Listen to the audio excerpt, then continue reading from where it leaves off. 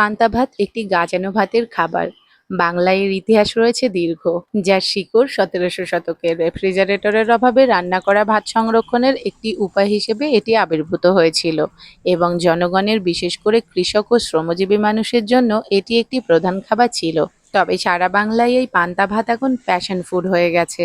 এখন বড় বড় হোটেল রেস্তোরাঁতেও বহুমূল্যে বিক্রয় হয় এই পান্তা ভাত। এই পান্তা ভাত ভারতের আলাদা আলাদা রিজিয়নে আলাদা আলাদা নামে পরিচিত, যেমন পাখাল ভাত, পাখলা ভাত ইত্যাদি। সম্ভবত রান্না করা ভাতের অবশিষ্টাংশ নষ্ট হওয়া রোধ করার জন্যই এই নিয়ম ছিল, যা বাংলার একটি সাধারণ অভ্যাস ছিল, যেখানে রেফ্রিজারেশন পাওয়া যেত না।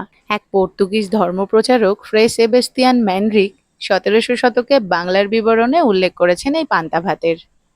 তো কেমন লাগলো আমার আজকের ভিডিওটি?